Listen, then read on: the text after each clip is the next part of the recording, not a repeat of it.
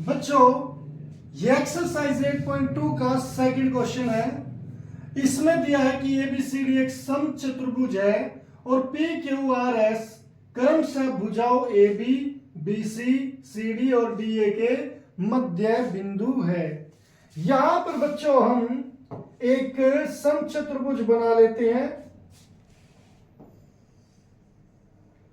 यह बच्चों हमारा एक समचतुर्भुज है और इस समचतुर्भुज का नाम है ए बी सी डी। समचतुर्भुज का मतलब है बच्चों यहां पर ये चारों साइड इक्वल है। यहां पर उसने कहा ए बी का मध्य बिंदु P, बी सी का Q, सी डी का R और यहां पर S है। तो हम इन्हें ऐसे मिला देते हैं तो ये एक चतुर्भुज बन गया बच्चों। इसका नाम हो गया P Q R S। अब हमें शो करना है कि जो P Q R S है ये एक आयत है। यहां पर क्या शो करना है, ये एक आयत है। बच्चों आयत क्या होता है? आयत एक ऐसा समांतर चतुर्भुज होता है। क्या? समांतर चतुर्भुज होता है जिसका एक कोण 90 डिग्री का हो। तो हम यहां पर उस कोण को शो कर सकते हैं कि वो एक 90 डिग्री का है। या दूसरी ये चीज हो सकती है कि बच्चों जो कोई समांतर चतुर्भुज, ऐसा समांतर चतुर्भुज जिसके विकर्ण इक्वल हो, तो यानी कि बराबर हो और वो आपस में समद्विभाजित करते हो। इक्वल भी शो कर दिए तब भी वो क्या बन जाता है? आयत हो जाता है। तो बच्चों यहां पर हम सबसे पहले क्या करते हैं कि पी क्यू आर एस को समांतर चतुर्भुज शो करेंगे। तो उससे पहले बच्चों हम यहां पर लिख लेते हैं दिया है। क्या दिया बच्चों? ए बी सी डी एक समचतुर्भुज है, समचतुर्भुज है और P Q R व S क्रमशः भुजाओं A B B C C D व डी ए के मध्य बिंदु है। मध्य बिंदु है। सिद्ध करना बच्चों, सिद्ध करना है क्या? कि P Q R S एक आयत है।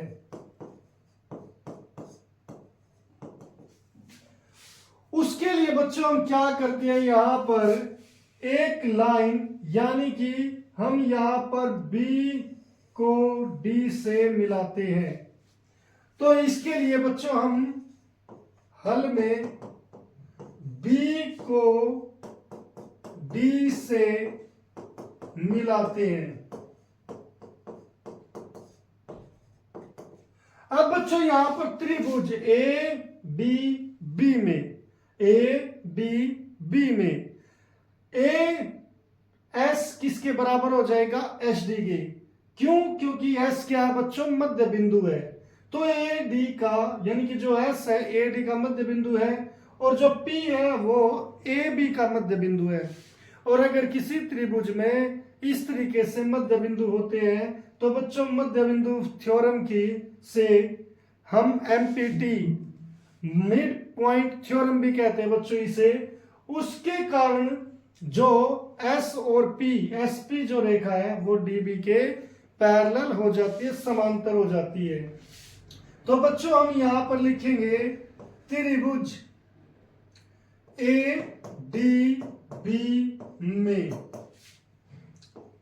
एस व पी क्रमशः AD व AB के मध्य बिंदु है, मध्य बिंदु है। इसलिए बच्चों जो SP है वो समांतर हो जाएगी DB के, व SP हाफ हो जाएगी DB की। ये क्या बच्चों मिड पॉइंट थ्योरम कहते हैं या मध्य बिंदु थ्योरम से। तो इसी प्रकार बच्चों हम ये भी शो कर सकते हैं, इसमें क्या है R BC का मध्य बिंदु है और Q CB का मध्य बिंदु है। तो अगर ये दोनों मध्य बिंदु है तो RQ DB की के समांतर हो जाएगी और DB की हाफ हो जाएगी। तो हम यहां पर लिखेंगे बच्चों इसी प्रकार त्रिभुज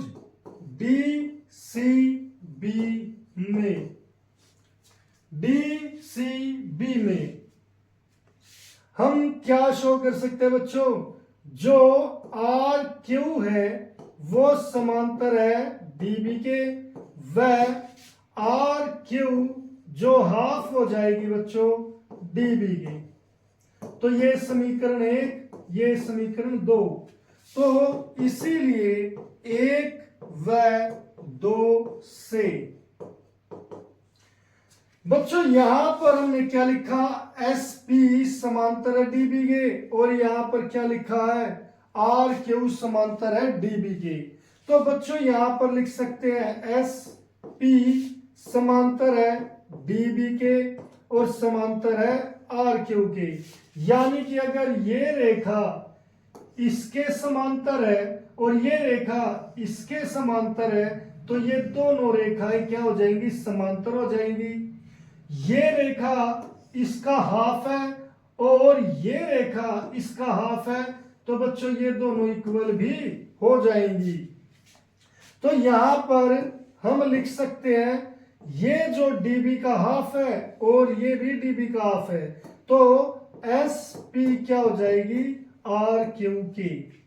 तो इसीलिए बच्चों हम लिख सकते हैं PQRS एक समांतर चतुर्भुज है, समांतर चतुर्भुज है। अब बच्चों यहां पर हमने ये सिद्ध कर दिया कि PQRS एक समांतर चतुर्भुज है। इसके साथ हमें सिद्ध करना है कि बच्चों जो ये लाइन है ये PQRS का विकर्ण है और SQ इसका दूसरा विकर्ण है। अगर बच्चों हम ये सिद्ध कर देते हैं कि ये दोनों विकर्ण बराबर है तो ये हमारा रेक्टेंगल यानी कि आयत बन जाता है। या दूसरा हम ये कर सकते हैं कि बच्चों यहां पर कोई भी कोण, जैसे ये कोण है ये 90 डिग्री का कोण आप शो कर दो, तब भी कोई भी कोण शो कर दो तब भी आप ये दिखा सकते हो कि ये एक आयत है। हर बुक में आपको कुछ अलग मिल सकता है तो उसमें घबराने की जरूरत नहीं है, क्योंकि हम किसी ना किसी प्रॉपर्टी को ही सिद्ध करेंगे बच्चों। तो मैं यहां पर ये जो विकर्ण है इनको बराबर शो करूंगा। उसके लिए हम बच्चों यहां पर इसे थोड़ा छोटा कर देते हैं।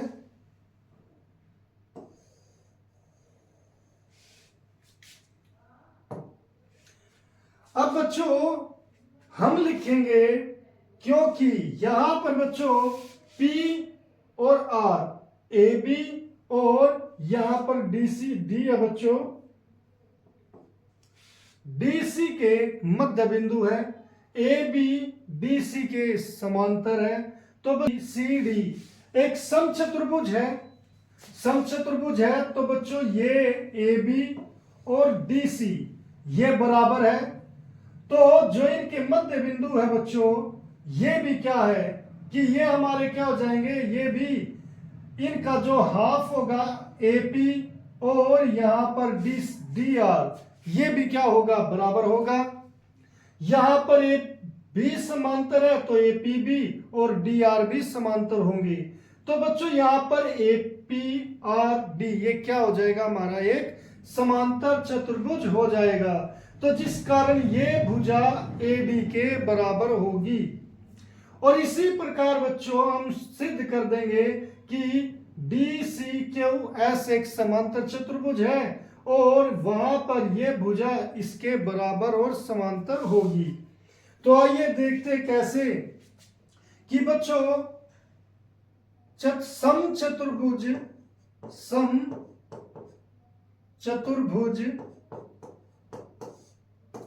ए बी सी डी में ए बी इक्वल है बी सी इक्वल है सी डी इक्वल टू है डी ए।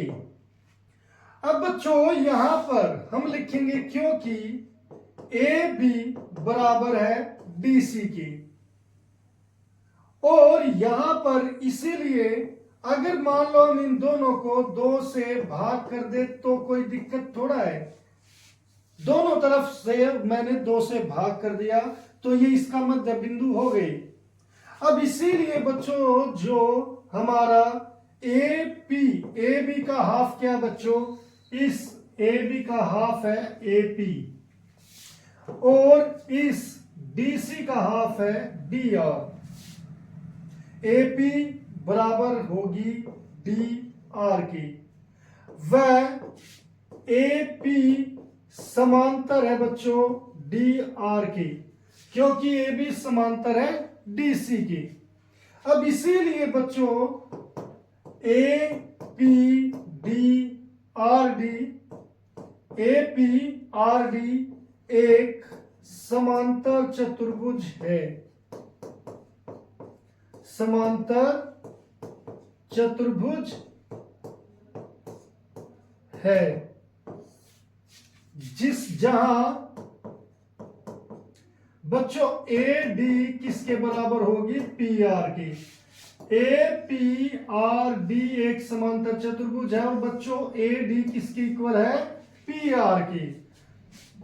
इसी प्रकार बच्चों एस क्यू सी डी में बच्चों जो हम एस क्यू दिखाएंगे, एस क्यू समांतर है डीसी के, वह एस क्यू बराबर है बच्चों डीसी के हो जाएगी। और डीसी बच्चों यहां पर हमने ये समीकरण 3 लिख लेते हैं, इस समीकरण को, इसे 4 और इसे 5 लिख लेते हैं। बच्चों यहां पर हमने देखा A B B C C D D A ये चारों इक्वल है। यहां पर मैं बता रहा हूं कि जो पी क्यू है ए डी के बराबर है, यहां पर एस क्यू डी सी के बराबर है। तो बच्चों इसी आर बराबर है ए डी के, इस ए डी के, और ए डी किसके बराबर है बच्चों, डी सी के, और डी सी किसके बराबर है, एस क्यू के। तो इसीलिए पी आर यानी कि ये चीज किसके बराबर होगी बच्चों, एस क्यू के। अब यहां पर बच्चों हमने इससे हम ए पॉइंट दे देते हैं और इसे बी इक्वेशन दे देते हैं। तो इसीलिए ए व बी से हम क्या लिख सकते हैं बच्चों, जो ये पी क्यू आर एस है, पी क्यू आर एस एक आयत है। तो इस तरीके से बच्चों हम इसे आयत सिद्ध कर सकते हैं। ये हमारे पहले हम इसे समांतर चतुर्भुज शो करेंगे, फिर हम इसके जो विकर्ण है उसे बराबर शो करेंगे। तो इस तरीके से बच्चों हम एक समांतर चतुर्भुज को आयत सिद्ध कर सकते हैं।